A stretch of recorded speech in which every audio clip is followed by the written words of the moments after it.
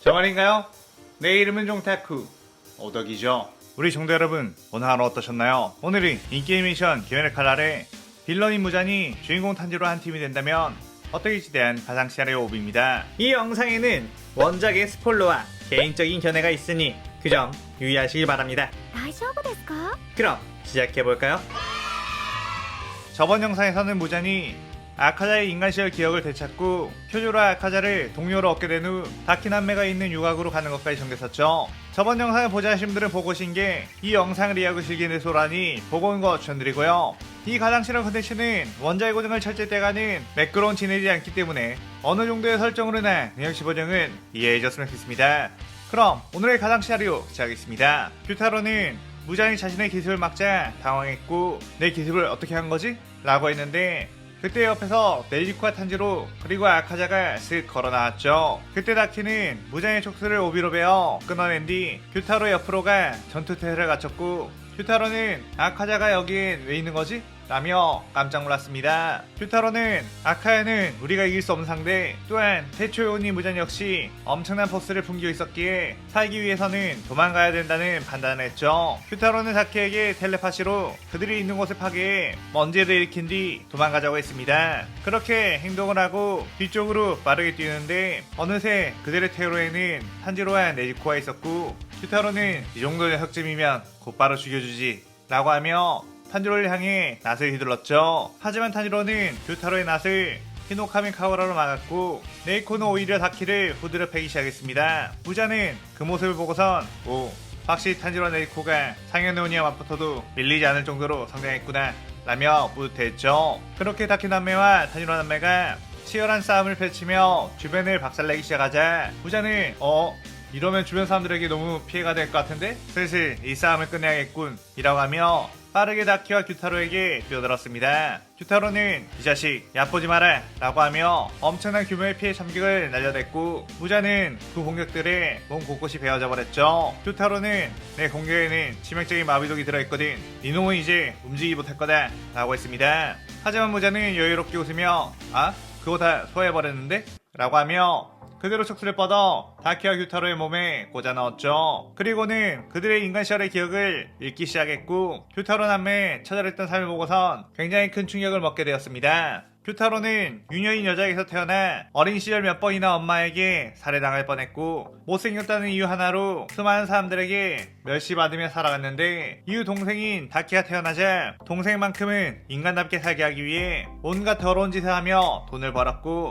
그렇게 둘은 유곽에 정착하게 되었죠. 하지만 손님으로 찾아온 한 남자가 규타로에 대한 욕을 하자 다키는 그 사람에게 대들었고 그 사람은 그런 다키를 강제로 수행하려고 하자 비녀로 눈을 찔러 실명시켜버렸습니다. 그 손님은 그의 화가 나 다키를 산채로 태워버렸고 그걸 본 규타로는 분노해 그 손님과 관리인을 죽여버리게 되었죠. 무자는 다키 남매가 분명 인간 시절에 떳떳한 삶을 살진 않았지만 하나밖에 없는 가족을 위해 고군분투를 했을 뿐 그 죄를 묻기에 너무나도 마음이 아프다고 생각을 했습니다. 무자는 다키와 규타로에 걸려있는 흑혈을 해제했지만 다키 규타로 남매는 여전히 인간에 대한 증오가 가득했기에 무자는 그들에게 제안을 했죠. 나는 인간들을 계속해서 사냥한 너네들을 이대로 두고 볼 순 없다며 인간을 계속해서 죽이겠다면 나는 어쩔 수 없이 너네를 퇴치해야 한다고 했습니다.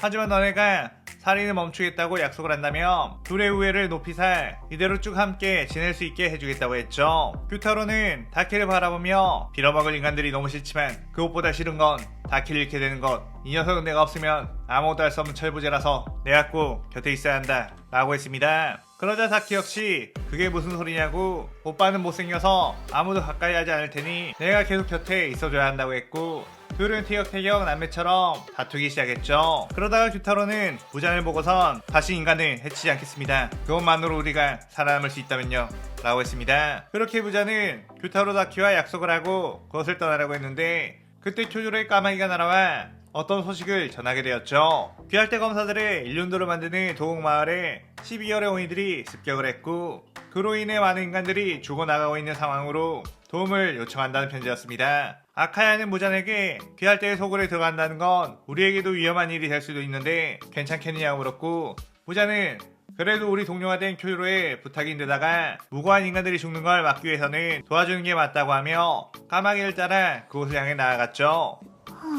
그곳에 다다르자 이미 수많은 귀할대원들은 쓰러져 있었고 주들 역시 힘겹게 버텨내고 있는 상황. 도옥마을에는 새롭게 하얀 일로 올라온 카이가쿠, 상현호 효쿠, 상현산 탱구, 상현이 도우마, 상현 코쿠시보까지 와 있었습니다. 주들은 그 많은 상현들의 공격에 밀렸고 특히나 코쿠시보와 도우마의 압도적인 전투력 탓에 연못의 주들을 제외하고는 이미 전투불능 상태에 빠지게 되었죠. 부자는 그것을 보고서 이거 완전히 타마요가 작정을 하고 기할대를 공격한 것이군 이라고 생각했고 곧바로 뛰어나가 참전하게 되었습니다. 가장 먼저 눈에 띄던 것은 바로 카야쿠. 무자니의 앞을 막아서자 카야쿠는 넌 뭐냐며 눈에 표식도 없는 주제에 왜 까부느냐고 하며 번개호흡을 시전했죠. 부자는 그런 카야쿠의 공격을 여유롭게 피한 뒤 그대로 손날을 복부에 꽂아 넣었고 카야쿠의 인간 시절의 기억을 읽기 시작했습니다. 카야쿠는 부모에게 버려져 부하가 되었지만 마음씨 따뜻한 교매에게 거둬져 큰 사랑을 받고 다른 부하들도 그에게 따뜻한 온정을 줬지만 카야쿠는 항상 말썽만 피우고 그곳에서 빠져나가려고만 했죠. 그러다가 교매의 말을 어기고 밤늦게 절 밖으로 나갔다가 오니를 만나게 되었고 그 오니에게 자신을 잡아먹는 것보다 여러 명의 아이를 먹는 게 낫지 않느냐며 절에 데려간 뒤 자신은 불이 났게 도망가 살게 되었습니다. 그 뒤에 소매치기를 하며 살아가던 중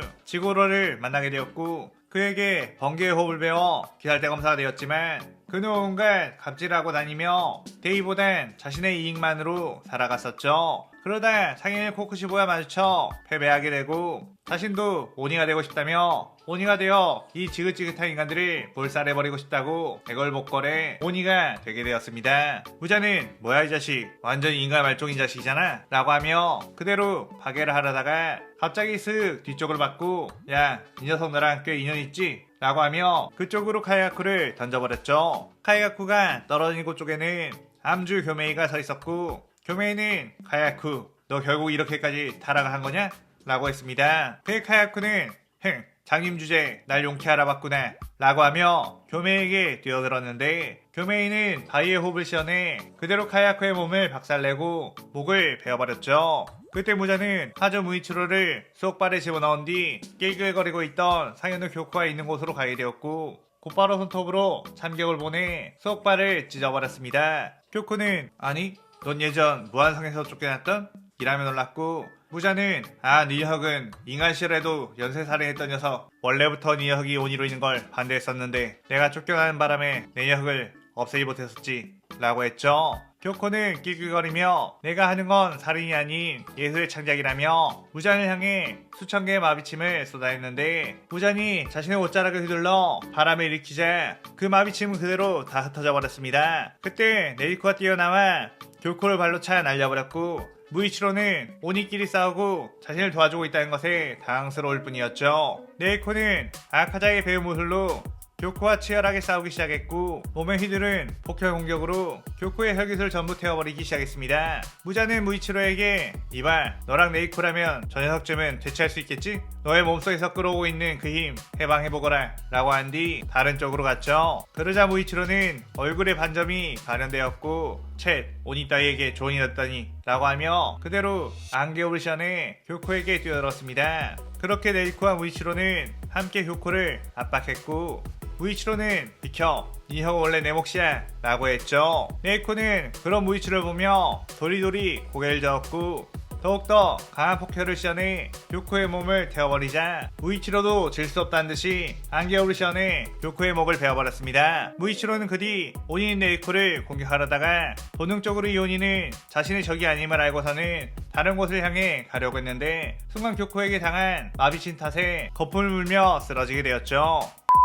한편 쿄이로는 상에서 한탱구의 분신들을 상대로 치열하게 싸우고 있었는데 한탱구의 본체는 따로 숨어 있었기에 아무리 분신의 목을 베어버렸다고 해도 계속해서 재생해 쿄요로를 빼먹였습니다. 그때 탄지로가 도착해 쿄요로를 거들었고 여기서 계속 시간을 뺏게 될 순 없다고 분통했지만 4마리의 분신들을 이대로 놔두고 본체를 찾기는 어려운 상황이었죠. 한탱구의 본체는 바위틈에 숨어 분신들의 상황을 지켜보며 기껏해야 2명의 검사를 못 죽이고 있다는 것에 열을 받고 있었습니다. 그런데 그때 누군가가 그 바위를 그대로 부숴버렸고 한탱구가 깜짝 놀라 그를 보니 그는 바로 무잔이었고 한탱구는 내가 여기에 있는 줄 어떻게 한 거지? 라고 물었죠. 무잔은 너네들은 내 피를 베이스로 만들어진 존재들 내가 못 찰 리가 있겠어? 라고 했고 그대로 한탱구의 몸을 손톱으로 뚫어버렸습니다. 한탱구는 인간 시절에 계속해서 남탓만 하던 허언증 환자였고 그로 인해 수많은 사람들을 고통에 빠지게 했는데 매를 맞아 죽어가던 자신을 구해준 은인조차 살해하며 그것 역시 남 탓을 시전해 사형을 선고받게 되었던 인물. 무자는 너 역시 쓰레기구나. 쓰레기는 소각해야지 라고 하며 그대로 온몸을 파괴해버렸고 표유로한 단위로 상대하던 분신들은 모두 제로 변해버렸죠. 그러고 무자는 저 멀리서 폭풍을 일으키며 싸우고 있는 것이 보여 그쪽으로 다가갔는데 그 주변은 이미 초토화가 되어 있었고 수많은 주들이 쓰러져 있었습니다. 그 앞에는 타마요가 서 있었고 타마요는 무자를 보고선 오랜만이군요 무자. 무슨 바람이 불어서 당신이 이렇게 다시 기어나온 거죠? 라고 물었죠. 무자는 니까짓 것이 설치고 다닌 꼴을 더 이상 볼 수가 없어서 말이야 라고 했습니다. 타마요는 오늘 이곳에서 볼 일은 다 끝났습니다. 굳이 당신이 저랑 싸우고 싶다면 무한성으로 직접 찾아오시죠 라고 했죠. 그때 멀리서 카야쿠를 죽이고 온 교메이와 한탱구를 퇴치하고 온 쿄요로가 뛰어왔고 타마요를 향해 각제호를 써 공격했습니다. 그런데 그 순간 누군가 튀어나와 타마요의 앞을 막아섰고 교메이와 쿄요로의 공격을 그대로 받아쳐 날려버렸죠. 부자는 그 모습을 보고서 깜짝 놀랐고 저 녀석은 도대체 뭐지? 라고 했습니다. 타마요는 그런 무장의 마음을 읽었는지 이 아이는 지금까지 제가 한 연구를 통해서 만든 걸작 바로 유시로예요 라고 했죠. 무자는 저 녀석은 위험하다 라고 생각했고 그때 다시 일어난 교메이가 공격을 했는데 유시로는 파괴할 아침을 시전해 그 공격을 전부 피해버린 뒤 각식으로 교메이를 차 날려버렸습니다. 그걸 본 아카자는 네 녀석이 어떻게 내 기술을? 이라고 하며 파괴할 안식을 시전해 유시로에게 공격을 날렸는데 유시로가 손을 까딱하자 얼음창이 튀어나가 아카자의 몸 곳곳을 꿰뚫어버리며 이 시나리오 오브가 끝이 나게 됩니다. 이번 시나리오에서는 타마요의 새로운 비장의 무기로 유시로를 설정해 그의 전개를 좀 더 다채롭게 꾸며봤어요. 오늘의 가상 시나리오에 대한 감상평 많이 남기시고 다음 시나리오 6부도 많은 기대 부탁드려요. 오늘 영상 즐겁게 보셨다면 구독, 좋아요, 알림 설정 누르는 거 잊지 마시고요. 그럼 오늘은 이만 사요나라.さようなら。